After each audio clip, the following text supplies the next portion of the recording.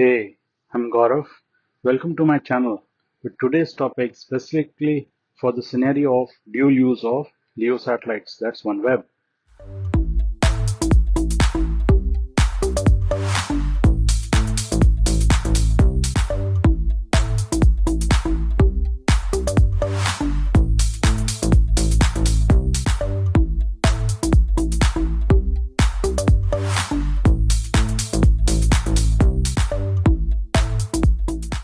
In other words, bunch of satellites that have been recently launched by ISRO. If you're new to this channel, I'm so glad you're here.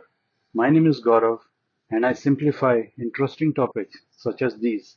So if this interests you, consider subscribing to new content on my channel and ring the bell to get notified when new videos post up. So let's start. Today's video is about the buzz of OneWeb recently and what it means for that dual-use technology. Let me simplify it for you by giving few insights and as we roll on. The launch of LEO satellites by ISRO and ASATs, that's the main crux. So let me clear out LEO, which I have been referring to now plus again throughout the video, is low Earth orbit sat, mostly referred to the satellites, that's LEO satellite, low Earth orbit satellites, and ASAT is anti-satellite weapons or tests. Great new technologies. Recently in simulation drill, China used this nuclear or anti-satellite weapons to destroy satellites in the near Earth orbit, like OneWeb and Starlink. Why this move? Satellites are game changer. In the war, US has tried to ban anti-satellite testing technology via the UN. These anti-satellite weapons have never been used in warfare till date. So, only a few countries like India, China, Russia, and the US have this capability. And I'm just trying to link both of this, the LEO satellites and this ASAT. Now, coming on to what India was doing up till now, it was criticized by the West, media, environmentalists, even NASA for its first ASAT test in 2019. Why? A direct ascent ASAT tests are destructive in nature. They generate debris in outer space, which can pose a hazard to other space users. Because you just cannot collect all the debris, that's floating stuff. More of that in another ASAT video of mine coming up shortly. Interesting. Hope you gained valuable insights when you go across this video into the deeper web of this. But the hypocrisy of West was to criticize India when US has been conducting ASAT since 1950s. That's again is ASAT is anti-satellite weapons. They have developed and perfected this technology, moved on to more advanced non-kinetic capabilities, that is like laser. So has Russia and China. Now, the UN ban would likely affect only the newer states.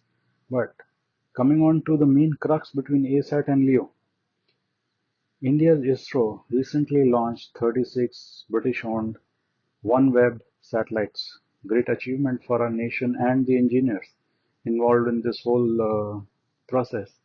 Let's accelerate to the next points. The launch was previously planned by Russia, but they demanded a guarantee that the satellites would not be used for military purposes, dual use.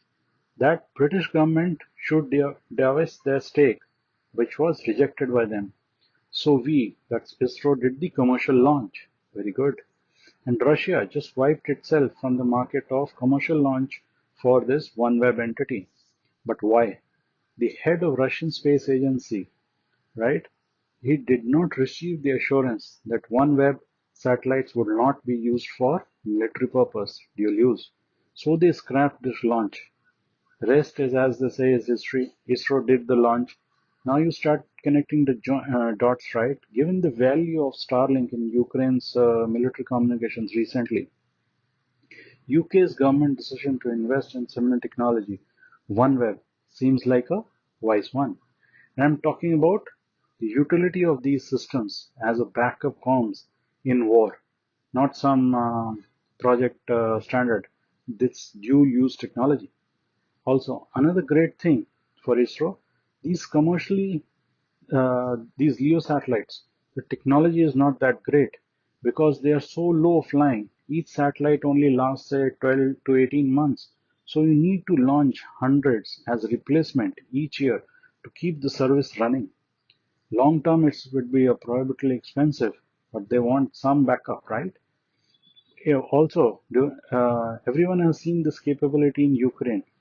Easily a dual-use technology can be a key stakeholder here. So we have to know that various interests around this technology is the key, which have been demonstrated by Starlink in the Ukraine. Of course, it's a great commercial market for ISRO to come into. We yet have to come to know if ISRO also asked for the dual-use or end-use technology. So these were a few basics of what we should be aware of: OneWeb and dual-use capability. Your sharing this video and your takeaways help create more content for clarity on these topics plus others, and be sure to like and subscribe my channel for updates. Do let me know your thoughts in comments below, and thank you for following this video till the end. Bye bye.